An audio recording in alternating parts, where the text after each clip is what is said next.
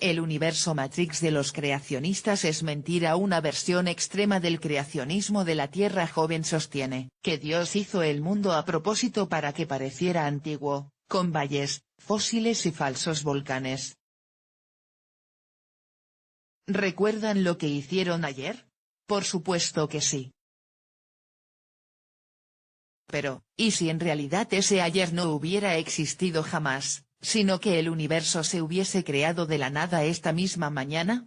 ¿Y si todo lo que creen recordar de su presunta vida no fueran sino recuerdos implantados para hacerles creer que todo eso realmente sucedió, cuando no es así? El lunes 2 de noviembre de 1992, una ingeniera informática y escritora llamada Seanna Watson publicó un comentario en un grupo de noticias de Internet. Como todo el mundo sabe, se predijo que el mundo acabaría el pasado miércoles a las 10 p.s.t., hora del Pacífico de Estados Unidos. Como ahora parece existir un mundo, todo el universo debe de haber sido recreado en su totalidad, junto con una historia aparente, el último jueves. La observación de Watson, referida a la predicción de una secta coreana que había fechado el fin del mundo para el 28 de octubre de aquel año, comenzó a extenderse entre los usuarios y a cobrar fuerza, hasta que finalmente cristalizó en la fundación de la Iglesia del último jueves, con su credo y su catecismo. Pero como suele suceder, pronto surgieron las disensiones y los cismas, creándose así la Iglesia del último miércoles y la del último viernes.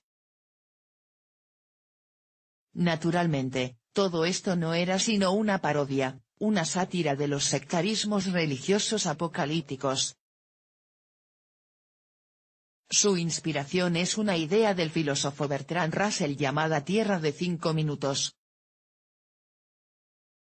No hay imposibilidad lógica en la hipótesis de que el mundo saltó a la existencia hace 5 minutos, exactamente como era entonces, con una población que recordaba un pasado totalmente irreal, escribió Russell en el análisis de la mente.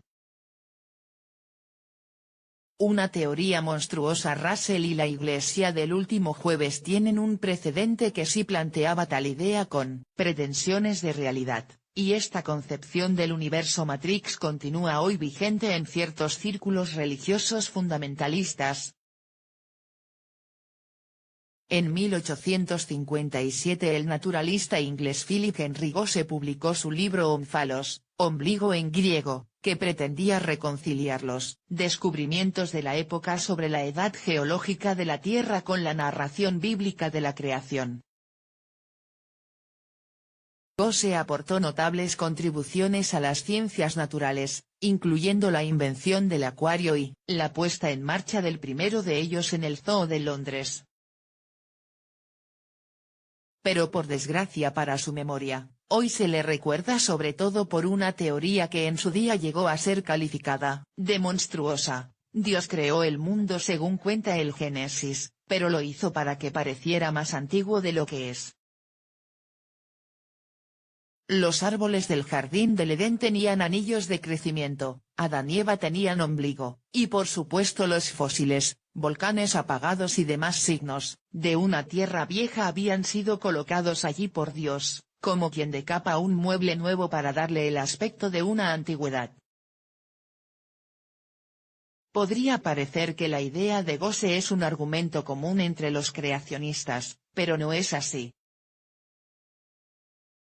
Muchos de los autodenominados científicos de la creación se devanan los sesos para encontrar justificaciones presuntamente naturales a lo que para ellos es una falsa apariencia de antigüedad. Por ejemplo, la desintegración de los isótopos radioactivos se habría acelerado en un periodo concreto por causas ignotas. En cambio, desde la visión de Gosse no habría que encontrar explicación, Dios lo hizo así. Lo mismo ocurre con los valles, cuyo origen los creacionistas sitúan en los efectos del diluvio universal. En cambio, según Omphalos, Dios los modeló de esa manera.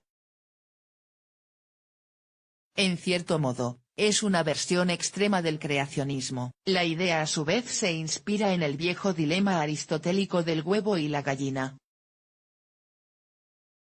Ignorando la evolución biológica, la vida es un ciclo sin fin, pero debe de haber comenzado en algún momento. El hijo de Gosse, Edmund, prologó así el libro de su padre: cada objeto vivo tiene un ónfalos, o un huevo, o una semilla, que apunta irresistiblemente a un objeto vivo previo de la misma clase.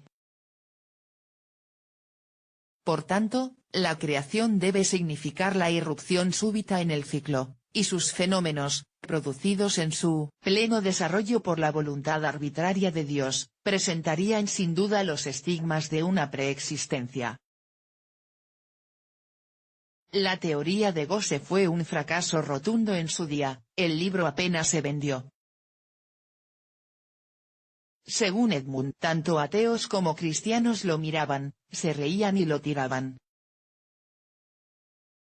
Pero curiosamente, en el siglo XX renació entre ciertos sectores cristianos y judíos, que añadieron nuevas aportaciones. Por ejemplo, las estrellas lejanas ya fueron puestas en la existencia con su luz llegando a la Tierra. A prueba de ciencia. La peculiaridad de la hipótesis ónfalos consiste en que está blindada a prueba de ciencia, es imposible refutarla científicamente.